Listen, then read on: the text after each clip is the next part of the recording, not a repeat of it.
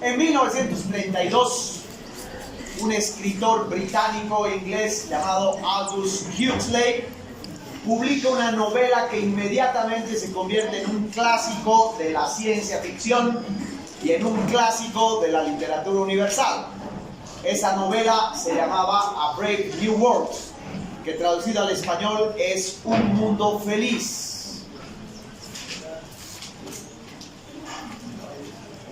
Cerrar la puerta y nadie más entra.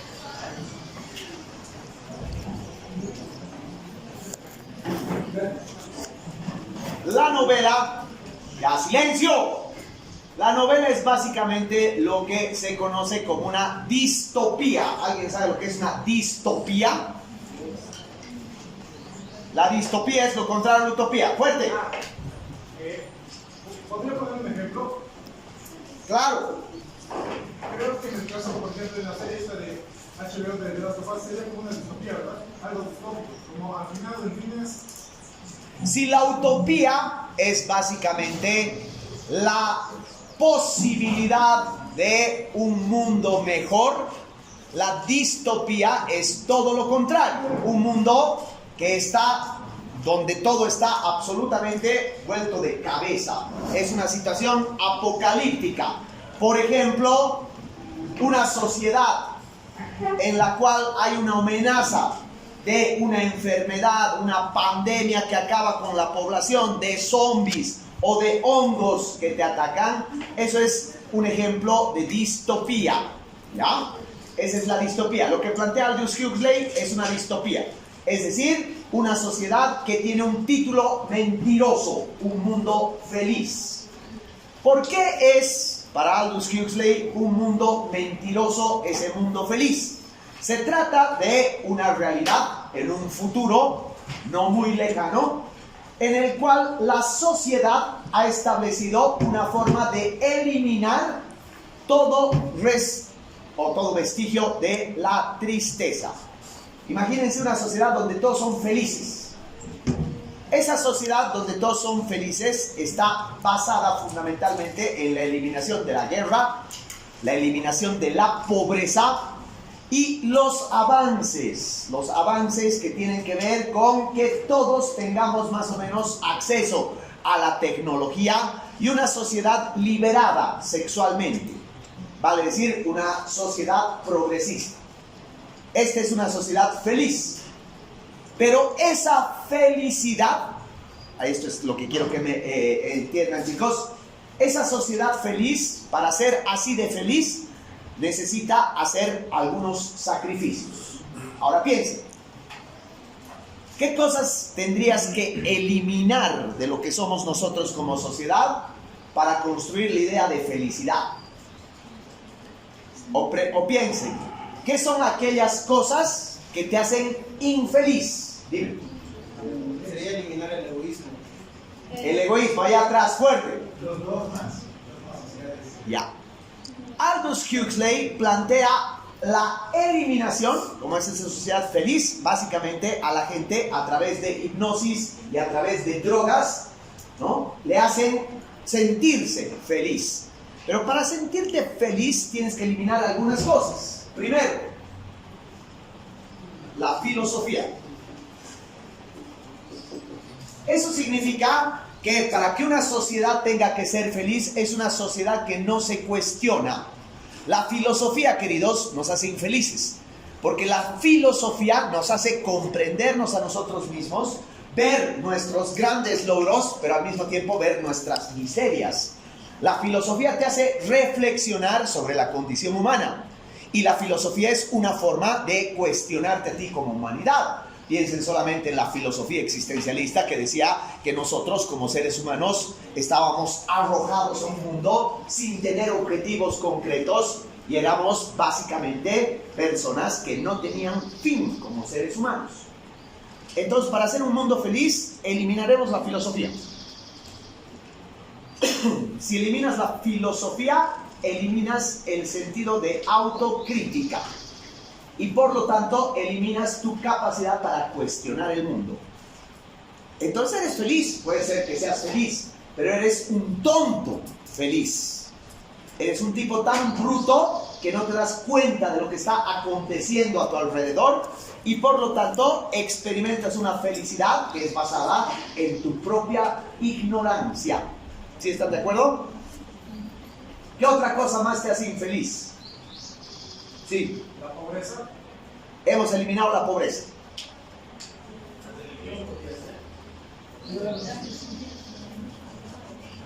¿Qué es lo que más infeliz te hace en este mundo? Los robos, los asesinatos, prisiones. El amor. Esa es una verga. Es la infelicidad pura. ¿Por qué? No porque el amor sea un sentimiento malo en sí, todos sabemos que es bonito en sí. Pero el amor es conflictuarte, el amor es estar en función de la felicidad de otra persona, el amor es estar en una relación básicamente en la cual lo que prima no es el sentido de estar bien, sino todo lo que tienes que enfrentar como pareja, todo lo que tienes que de alguna manera superar como pareja.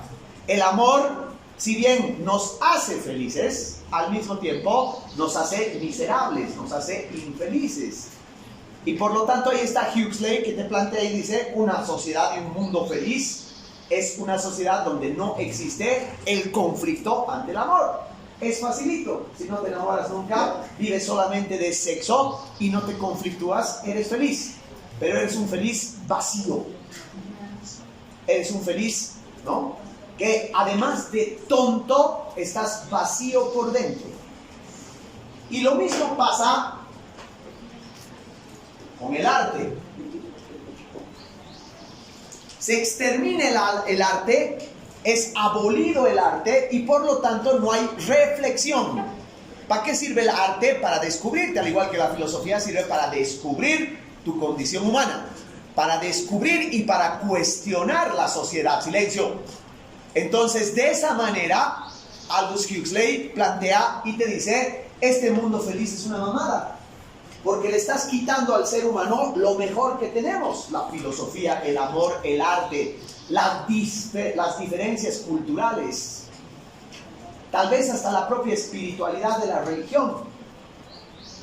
Y por tanto, vivir en ese mundo feliz es ser un tonto útil. Un tonto incapaz de cuestionar. Un tonto que cree que es feliz, pero en realidad está viviendo como un robot.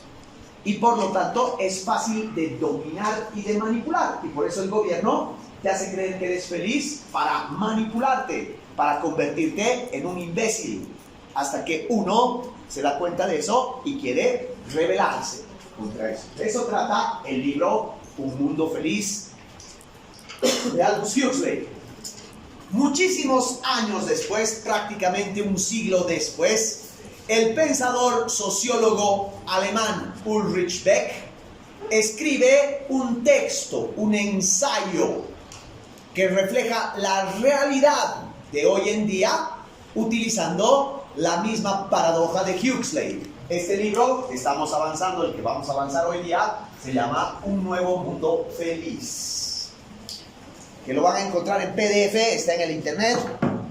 O también pueden ir al correo y encargarle a las doñitas que se lo traigan. Ese librito está a valor de 20 pesos. Y probablemente es uno de los textos más de lujo de los últimos años. ¿Por qué? Por su lucidez. Y sobre todo por la capacidad que tiene ese texto de hacernos cuestionar y un poco hacernos sentir mal. Este texto va a ser muy importante para ustedes en la medida de que nos ayuda a reflexionar sobre el mundo contemporáneo, pero también que les toca de manera directa, porque ustedes están entrando a un periodo de su vida en que una vez que salgan de aquí, van a buscar trabajo. Y de lo que te habla Beck es precisamente de la crisis del trabajo.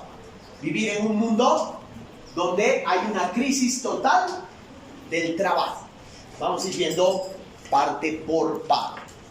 Estos elementos quiero que lo tomen en cuenta, ¿ya? El libro de Huxley es una distopía, o sea, un mundo que aparenta ser feliz, pero que en el fondo está destruyendo lo mejor que tenemos como sociedad, ¿no?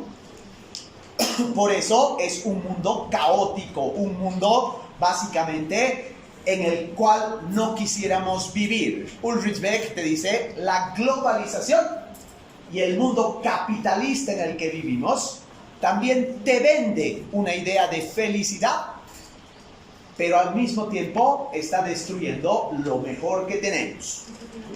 Así hay que entender que para Ulrich Beck, una de las cosas esencialmente humanas es el trabajo. De hecho, las sociedades comienzan cuando hay división del trabajo. El trabajo, queridos, no solo nos mantiene, sino ¿cuál es el valor fundamental del trabajo? A ver, piensen bien. Sobrevivir.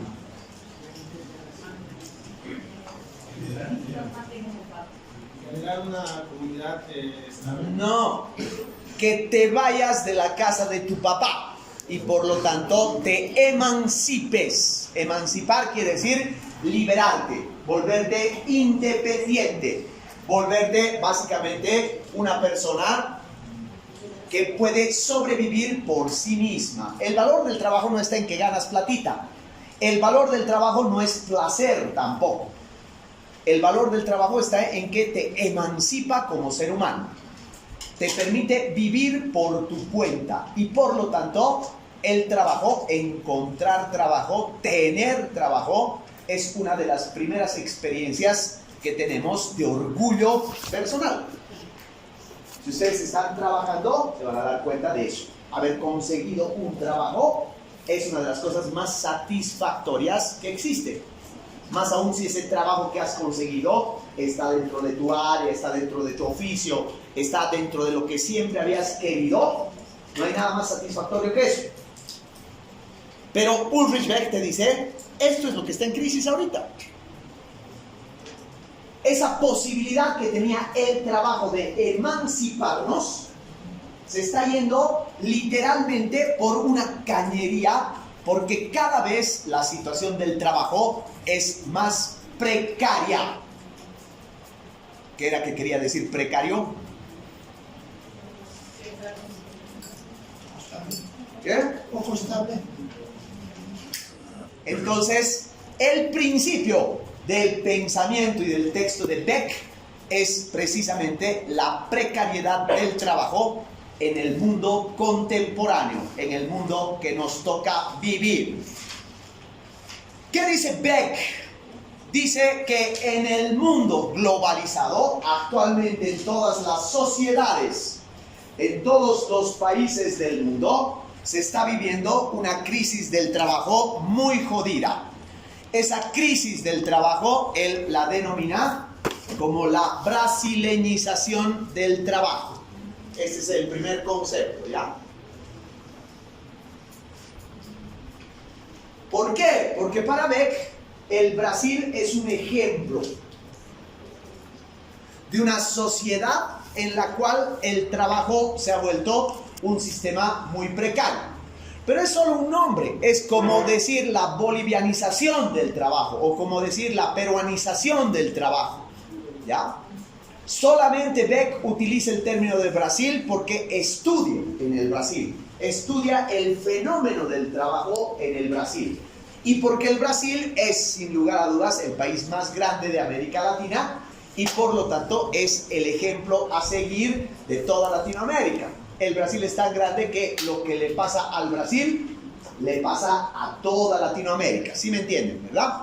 Entonces, ¿qué es lo que ocurre con el trabajo en el Brasil? Dice Beck. 1. El trabajo está centralizado. O sea, las grandes ciudades brasileras, pónganse Brasilia, pónganse Sao Paulo, Río de Janeiro, etcétera, son las que concentran la mayor cantidad de trabajo. Ahora piensen eso, chicos, en nuestra realidad. ¿Ustedes creen que van a conseguir trabajo en Pando? ¿O en Potosí? ¿O en Oruro? No. Si van a buscar trabajo, ustedes van a tener que pensar en el eje troncal de Bolivia. Porque La Paz, Santa Cruz, El Alto y probablemente Cochabamba son las únicas ciudades que concentran la mayor cantidad de trabajo.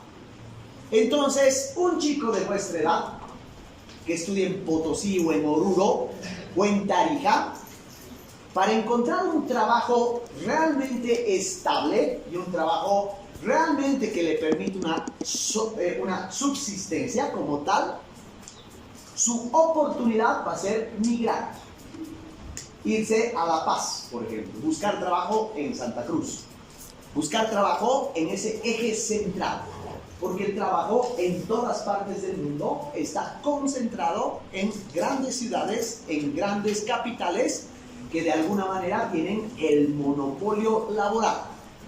Ahora entiéndanme bien, esto no quiere decir que no haya trabajo en Tarija o en Potosí, puede haber, pero el trabajo que vas a conseguir en Potosí no te va a alcanzar para el nivel de vida que esperas. Por lo tanto, si quieres un trabajo bien remunerado, te tienes que ir a La Paz. ¿Se dan cuenta? No es que no exista trabajo en otros lados, sí existe, pero el trabajo pagado, el trabajo bien pagado, está concentrado en grandes ciudades que tienen, como les decía, ese monopolio de las oportunidades laborales. A ver, chicos, no es por nada, ¿ya? Pero solamente pónganse a pensar, en el caso de la comunicación, los comunicadores, para tener una especie de crecimiento profesional, no vas a buscar trabajo en una ciudad como Oruro, que solamente se mueve en torno al carnaval. ¿Dónde está concentrado el trabajo en publicidad, por ejemplo? En Santa Cruz. Entonces, eso hace que esa centralidad del trabajo sea básicamente un monopolio. Y aquí viene lo más jodido. De el trabajo que existe, el casi 70 o 80% del trabajo fijo, asalariado, está en manos de las instituciones públicas. O sea, que si tú quieres entrar a trabajar, no vas a tener posibilidades de tener un sueldo fijo, por ejemplo, en una empresa privada, en una agencia de publicidad, o en un periódico, digamos, quieres trabajar en un medio de comunicación. El medio de comunicación te va a decir, te voy a contratar un tiempito. Y si te contrata, te va a contratar por un sueldo bajísimo. En cambio, los únicos que contratan gente son el Estado. ¿Saben cuántos funcionarios públicos paga el gobierno de Bolivia? 500,000. 500,000 de personas viven del Estado. O sea que el centralismo del trabajo no solamente está en las grandes ciudades, sino además en la empresa pública. ¿Qué es lo terrorífico de eso? Que si quieres trabajar en la gobernación, o quieres trabajar en el Ministerio de Comunicación, o quieres trabajar en una agencia noticiosa, por ejemplo, la agencia noticiosa del Estado boliviano, ¿qué tienes que tener? Claro, tienes que tener muñeca, tienes que ser del partido, tienes que ser parte de un grupo, o por lo menos que alguien te apadrine. ¿Por qué? Porque en todas partes del mundo, este no es un problema solamente boliviano, en todas partes del mundo los estados, como hemos visto, tienden a ser corruptos. Y si no son corruptos, son estados que te obligan a vender tu alma. Entonces, ¿quieres trabajar en el ministerio? Ok, ¿dónde está tu carnet de que perteneces al MAS? ¿Se dan cuenta? Y no solo eso, sino que además trabajas en el Ministerio de Información y de tu sueldo te van a descontar 15% para el partido. Eso, chicos, no es un hecho que ocurre aislado. Es parte del contexto mundial. En algunos países más y en otros menos. Es cierto, pero existe en todas partes del mundo. Entonces, ¿cuál es el escenario? Si la mayoría del trabajo está en las grandes capitales y además está concentrada en la empresa pública, no hay trabajo. Hay escasez de trabajo. El trabajo está escaseando. Más aún, mucho más, dice Beck, para lo que somos nosotros. No se olviden, Ulrich Beck es cientista social. Entonces dice, yo como cientista social tengo poquísima oportunidad de que me contrate una consultora internacional para hacer un estudio sobre la precariedad del trabajo. ¿Dónde tengo que trabajar? En una universidad. Y por lo tanto mi posibilidad de trabajo se ha reducido. Estoy jodido. ¿Por qué? Porque hay escasez de trabajo. En un mundo tecnologizado, en un mundo donde está manejado por la tecnología, ahora lo que se prioriza son las áreas técnicas, no las ciencias sociales. Y si a este punto ya se están cuestionando y están diciendo en qué puta hora he decidido estudiar ciencias de la comunicación, está bien que se cuestionen eso, ¿ya? Porque es la verdad, es una realidad que tenemos que afrontar. Pero el sistema, dice, es muy pendejo. El sistema capitalista es capísimo para venderte sueños, para venderte la idea de la felicidad. Y entonces, ¿qué ocurre? El sistema capitalista sabe que no hay trabajo, pero te está ofreciendo la posibilidad de que tú seas tu propia oficina, de que tú seas tu propio jefe. Y te está ofreciendo lo que se llama en el mundo el freelancer, o sea, el trabajador libre, lo que nosotros diríamos un emprendedor. Un emprendedor es una persona que fruto de su propio esfuerzo se administra a sí mismo y genera su propio movimiento laboral. Entonces, yo salgo de la carrera de comunicación, voy a pedir trabajo a un medio de comunicación y el medio de comunicación me dice no hay trabajo. Voy a pedir trabajo al Estado y el Estado me dice, bueno, quieres trabajar aquí, tienes que pertenecer al partido. No me da la gana pertenecer al partido y no quiero tener ese tipo de dependencia, entonces se me cierran las puertas de todo. ¿Qué hago? Puta, tengo que sobrevivir. Voy a hacer mi propia consultoría en comunicación. Voy a tener mi emprendimiento, me voy a convertir en freelancer y voy a desarrollar mi propia empresa de comunicación. Y con eso se crea la idea de que así eres libre, te has emancipado. En primer lugar, porque no tienes horarios. No vas a tener que ir a ninguna institución de mierda a poner tu dedo para sellar tu horario de entrada y de salida. En segundo lugar, porque no vas a tener jefe. No vas a tener nadie que te esté jodiendo o diciéndote qué hacer y cómo hacer.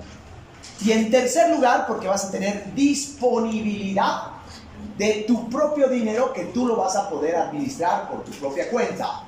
¡Qué felicidad!, ¿no? Ese es el ideal de todos. Todos queremos ese nivel de emancipación. Todos queremos ese nivel de libertad laboral. Todos queremos llegar a esa emancipación laboral. Entonces, ¿qué hacemos? Haremos nuestro emprendimiento. ¿Nos convertimos en freelancers o nos convertimos en emprendedores? Y ahí vas a empezar a enfrentarte con la realidad que es más brutal. Uno, cuando eres freelancer, imagínense, yo me postulo, tengo mi agencia o mi empresa de consultoría en comunicación. Soy experto en el manejo del trabajo sobre, qué sé yo, actividades culturales. Entonces me presento una licitación de la alcaldía que necesita hacer un estudio sobre las culturas juveniles ahí en la zona sur. Cuando la alcaldía lanza esa convocatoria pública, te pone ciertos requisitos y ciertas condiciones. La principal condición que te pone es que la consultoría tiene un monto de, por decirles, $10,000 por 6 meses. Eso es lo que aparece en las convocatorias públicas. Eso es lo que aparece en la licitación. A la alcaldía le interesa un culo si eres doctor, magíster o licenciado. No le interesa. Le interesa que tú le presentes un proyecto por $10,000 que lo vas a hacer en 6 meses. ¿Eso qué quiere decir, chicos? Que el título ya no sirve para ni mierda. Todo lo que están haciendo ustedes, rajándose, esforzándose en el mercado laboral, no va a tener valor en algún punto. Si son magísteres o si son doctores, en algún punto no va a tener valor. El único interés de las empresas que te ofrecen, digamos, ese tipo de consultorías o de asesoramiento es saber que tú puedes cumplir económicamente lo que ellos han determinado. La mayoría de las veces los montos son bajísimos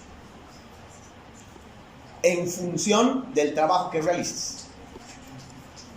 Entonces, la mayoría de las veces, si tú eres doctor en ciencias sociales, pero como no hay trabajo, tienes que aceptar cualquier consultoría, estás aceptando un trabajo muy por debajo de tus capacidades. Estás aceptando un trabajo muy por debajo de lo que vales como profesional, de tu formación. Literalmente te estás vendiendo como puta. Literalmente, como el diputado de más. Entonces, en esa lógica, en esta civilización, en esta sociedad, dice Beck, se está perdiendo el valor agregado, silencio, del conocimiento, de la experticia, del título.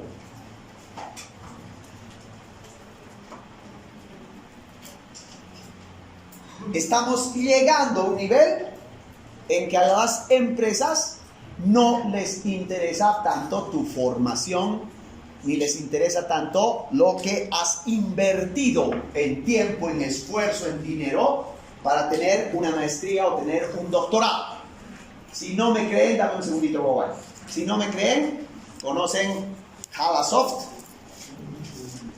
El 80% de sus empleados en tecnología son chicos sin título. No contratan a los ingenieros de sistemas de aquí. No contratan licenciados porque les sale más barato contratar changos que de manera absolutamente, si quieren ustedes, personal, han desarrollado capacidades únicas. ¿Eso qué quiere decir? En el mercado ya no tiene valor agregado tu formación. Vayan a los medios a pedir trabajo, no les va a interesar su experiencia, ni su formación, ni su título. Les va a interesar que sean bonitos o bonitas. Dime, Guaguay, ahí atrás. Más fuerte, hija mía, estoy joncada yo.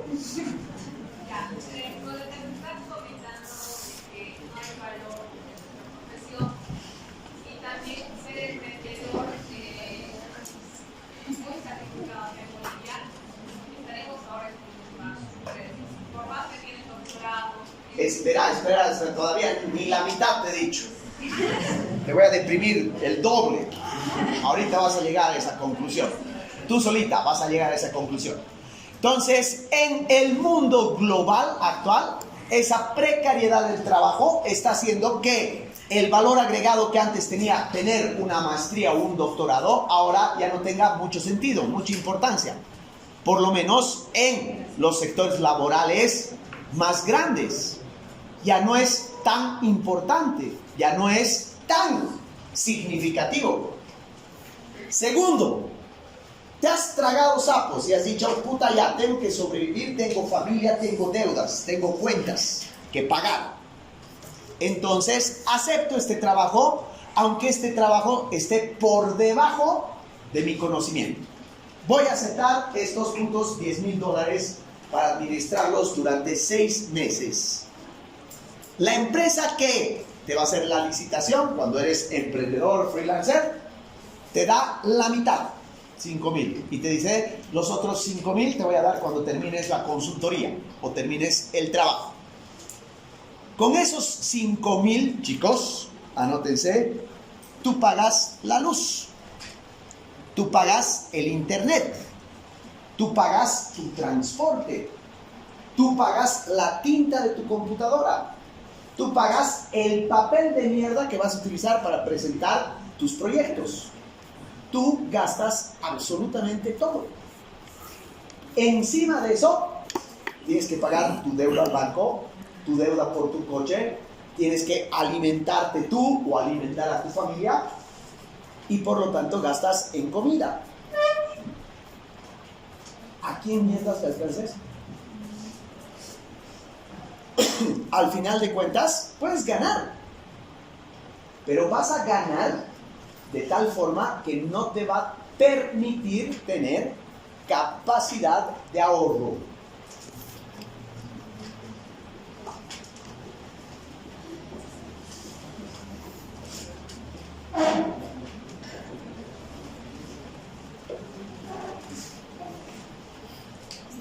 Es imposible, dice Beck, que en un mundo donde la precariedad del trabajo es tan notoria, la capacidad de ahorro sea tan notoria.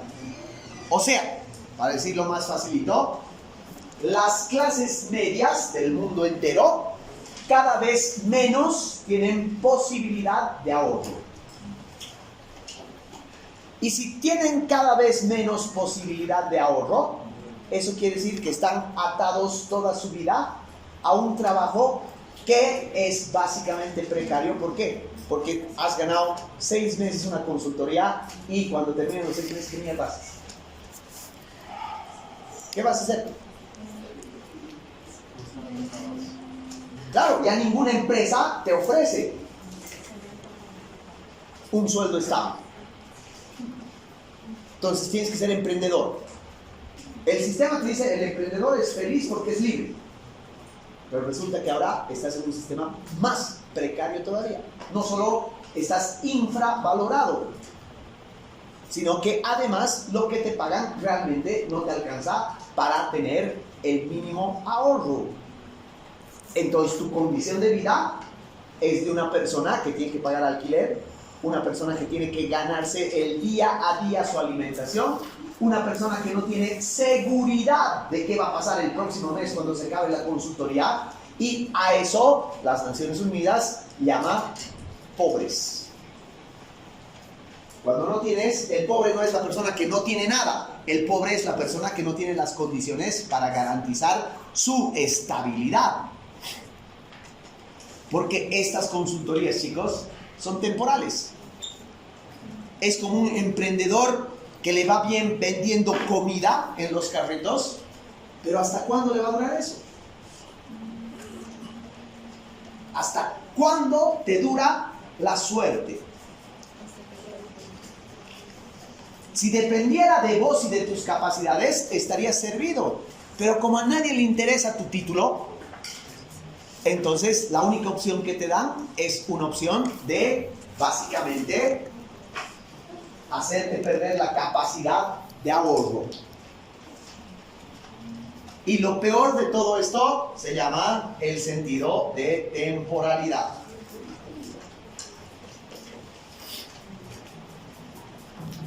¿Qué hacen las universidades privadas y qué hace la universidad pública con los docentes que no forman parte de la planilla? Los docentes que entran, por ejemplo, a los cursos de invierno, o los docentes que van a entrar recién a la universidad, no están como parte de la planilla. Entonces, ¿qué tratamiento les da la universidad? El mismo tratamiento que te da la universidad privada. ¿En qué consiste la universidad privada? Te contratan por un semestre. Te hacen un contrato en el que tú renuncias a tu seguridad laboral y por lo tanto termina el semestre y te despiden. Y te vuelven a contratar el próximo semestre. ¿Por qué hacen eso? Porque de esa manera, de acuerdo a las leyes internacionales del sistema capitalista, cuando te contratan temporalmente, eso se llama consultor en línea, no te pagan seguro, no te pagan vacación, no te pagan tiempo extra, no te pagan nada. no te pagan aguinaldo. Entonces no solamente estás viviendo en un mundo donde el trabajo ya es temporal, sino que al ser temporal es un trabajo donde no hay seguridad ni beneficios sociales. No hay beneficios sociales.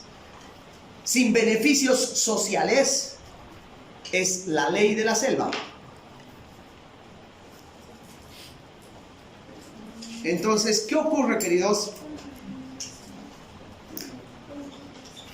Una persona que es funcionario público, que tiene un sueldo estable y que tiene asegurado el trabajo, puede ser un buen funcionario público y rajarse el culo 8 horas al día y trabajar durante 10 años y después de 10 años tener su jubilación o tener vacación una vez al año.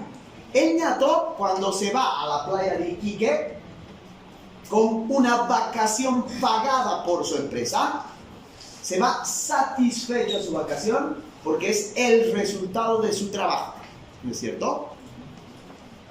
Cuando no tienes quien te pague vacación, ¿qué mierda haces?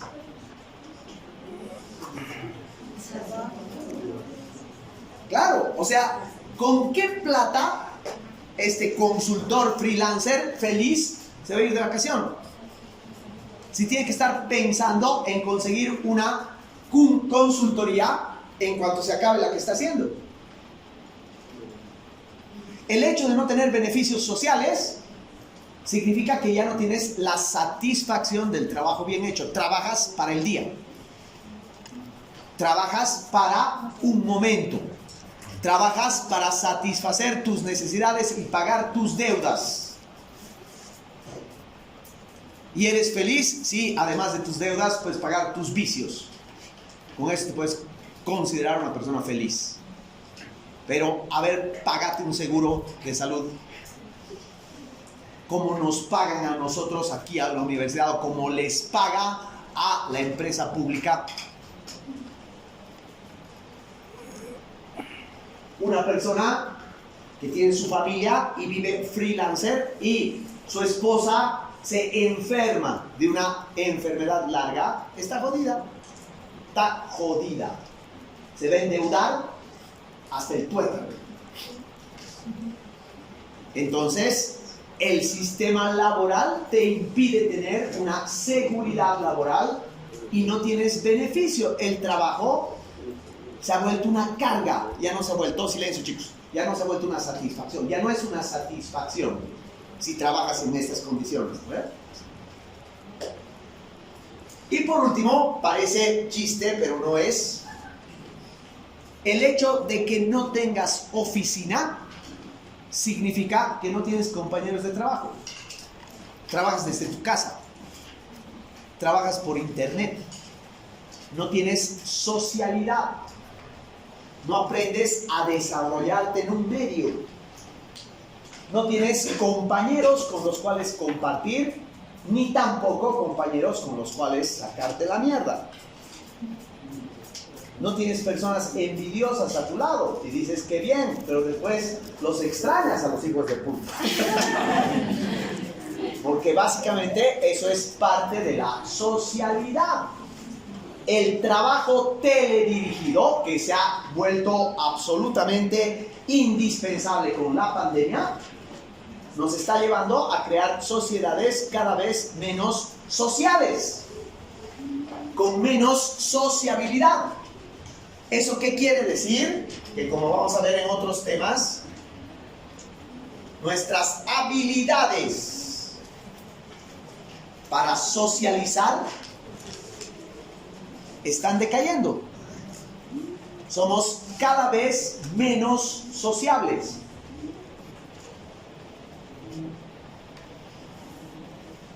Entonces, lo que está ocurriendo, Ulrich Beck lo plantea como un sistema tan brutal que ha hecho que el trabajo ya no sea algo que te emancipe, sino que más bien, en vez de liberarte como persona, el trabajo se vuelve una carga. Como les decía al principio, ¿no? En otras épocas conseguir trabajo era un hecho satisfactorio y liberador, emancipador. Pero ahora conseguir trabajo ya no te produce grandes satisfacciones. Ya no es tan satisfactorio. Es una necesidad de la ley de la selva. Por lo tanto, el trabajo ha perdido el valor que tenía antes. Ese es su valor emancipador. ¿Hasta aquí está claro? Ya, preguntas, chicos.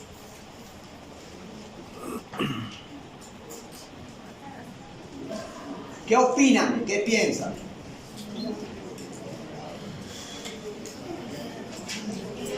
Un segundito, por favor, con orden y cállense. Dime, hermano, después Nico. Sobre la efectividad del trabajo, si no fuera tan útil, entonces no sobresaldría, no se buscaría, no sería bien remunerado en ese caso. Podríamos dejarnos nosotros ver o buscar. Te voy a responder a ti y a la compañera de hace rato que decía, más o menos en su pregunta, si estoy equivocado, me dices, ¿ya? Me dices, entonces ya no tiene sentido estudiar, me has preguntado, ¿no es cierto? Ya no tiene en este mundo y en esta descripción que hace Beck, ya no tiene sentido estudiar.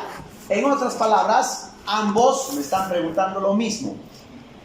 ¿De qué me sirve estar estudiando? ¿Ya? ¿Dejo la U? Me están diciendo. No, chicos, no, porque no se trata de eso.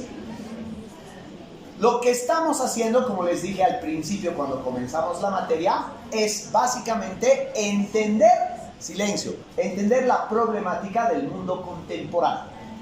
Toda esta problemática es real, existe, está presente, pero no significa que sea insalvable. Entonces, ¿cuál es la única manera que tú tienes para cualificar tu trabajo? Para decir, mi trabajo vale.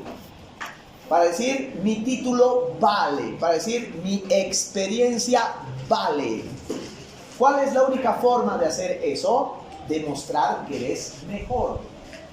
Demostrar que el trabajo que estás haciendo es completo.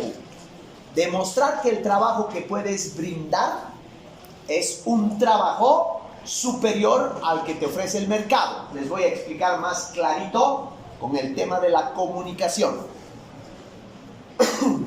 Si tú sales ahorita, queridos, créanme, lo que les estoy diciendo es para que ustedes lo reflexionen y de verdad piénsenlo. Si ustedes salen ahorita al mercado y dicen, yo ofrezco mi trabajo como comunicador y soy capísimo para manejar el Photoshop o capísimo para manejar las redes sociales o capísimo para manejar cámaras, entonces la van a cagar. Porque el mercado está lleno de técnicos que no necesitan título. Changos que por su propia experticia y experiencia han aprendido a manejar y que probablemente sean mejores que cualquiera de nosotros. Aspectos técnicos, que les enseñen a manejar equipos, que les hagan hacer prácticas. ¿Es importante? Claro que sí, claro que es importante. Pero es más importante que la universidad te enseñe a planificar, a diseñar proyectos, a ofrecerle a una persona y decirle, yo no estoy acá para manejártelo tus redes sociales, yo estoy acá para hacerte una consultoría de cómo manejar esas redes sociales a través de una política de comunicación. Ahí es donde estamos fallando como universidad. No ustedes, reitero, es el sistema educativo. La universidad no puede volverse una formadora de técnicos, porque ya hay demasiados técnicos. No vas a competir en el mercado siendo técnico, tienes que ser planificador. ¿Sí te he respondido de alguna manera? ¿Te he respondido de alguna manera? Dime, Nicole. Cuando Beck menciona el nuevo mundo feliz, también podemos hacer la denominación de que es una sociedad imaginaria que está bajo un poder.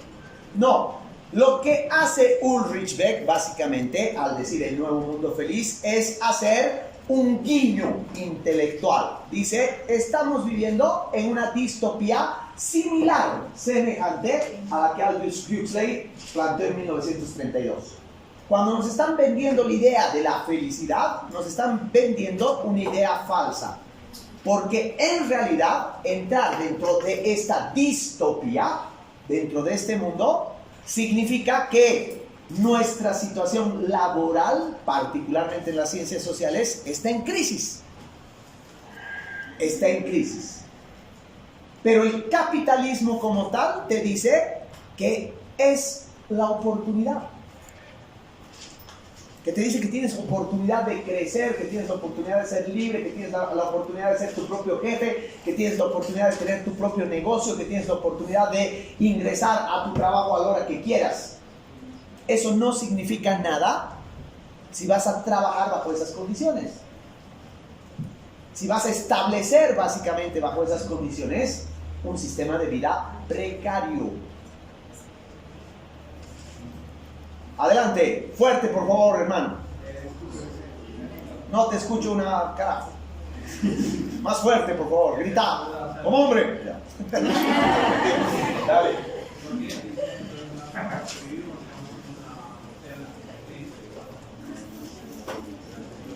Vivimos en una eterna competencia, dice.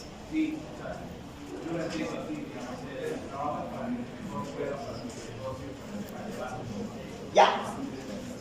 Vamos a casar con el autor de la anterior clase. Wallerstein te dice, el capitalismo implica darle prioridad al proyecto individual. Capitalismo es egoísmo, capitalismo es individualismo puro. Beck te está diciendo exactamente lo mismo. En este sistema, como está organizado este sistema precario del trabajo, entonces aquí te están obligando a sobrevivir de manera individualista. ¿No es cierto? Entonces, esto es parte de los vicios que tiene el capitalismo como sistema. Pero precisamente la manera que tienes de romper ese individualismo está básicamente en lo que les acabo de decir hace un momento. Tú tienes que darte cuenta que vivimos en un mundo que prioriza las ideas. Un mundo que requiere técnicos, como en cualquier momento de la historia, siempre hemos necesitado técnicos. Pero estamos viviendo en la sociedad del conocimiento. Estamos viviendo en una sociedad donde una idea puede transformarlo todo. Entonces, empecé a exigir que te enseñen a generar ideas. ¿Por qué las universidades están en crisis? Dice Beck. ¿Por qué el trabajo está en crisis? Básicamente, porque estamos creyendo que el aspecto técnico es lo que nos va a salvar. Que las empresas requieren técnicos. Les he dado el ejemplo de Halasoft. No contrata licenciados, contrata técnicos. Changos que por su cuenta han aprendido a manejar computadoras y programar o hacer juegos. Listo, los contrata. Ese es un técnico, es un obrero. Esa persona va a ser contratada y explotada laboralmente y probablemente trabaje hasta 15 horas al día y le paguen un sueldo ínfimo. Pero si tú llegas como profesional y le dices, yo no soy ese técnico que tú esperas, sino soy la persona que te puede decir cómo enfocar el juego o cómo enfocar este software, ¿no? Entonces estás rompiendo el molde. Eso mismo que pasa en informática, eso mismo que pasa en el mundo digital, pasa en la comunicación, chicos. Lo que la gente necesita, lo que la sociedad precisa, lo que los empleadores buscan, es gente que le proponga soluciones comunicacionales, en este caso, a sus problemas. ¿De qué están viviendo, por ejemplo, varios amigos que yo tengo comunicadores. Hay una crisis en una empresa y los changos lo que proponen es resolución de esa crisis. ¿A través de qué? De una estrategia comunicacional. Entonces, imagínense que una empresa tiene un escándalo porque ha despedido a 20 funcionarios. Y eso ha creado un problema social. Los medios de comunicación le están sacando la mugre al dueño de esa empresa. Entonces, el empresario no va a ir a contratar a un tipo que maneje bien el Facebook para que haga memes. Va a ir a contratar un comunicador que le diga, esto hay que decir en este tiempo y esto hay que dosificar de esta manera. Esos son políticas comunicacionales. Eso es lo que ustedes tienen que exigir, aprender. Eso es la sociedad del conocimiento, la sociedad del saber, la sociedad de la resolución de crisis. No está, reitero chicos, y perdón que sea insistente, pero es muy importante, no está en saber manejar cámaras o en saber manejar programas. Está en ese principio de planificación. Entonces, si bien el análisis que hace Beck es devastador, es brutal, no es que sea un análisis exento de soluciones. ¿Ya? Para decirlo de una manera más coloquial, para que ustedes me entiendan bien. ¿Para qué sirve leer a Beck? Porque te abre los ojos y te dice, no seas boludo. Date cuenta del trasfondo del asunto y enfoca tu solución hacia eso. La crisis del trabajo, la precariedad del trabajo es un hecho real, es un hecho demostrado, es un hecho que ocurre en absolutamente todas partes del mundo. Pero eso no quiere decir que estamos condenados a eso. ¿Sí me dejo entender? ¿Sí, queridos? Bien. Vámonos.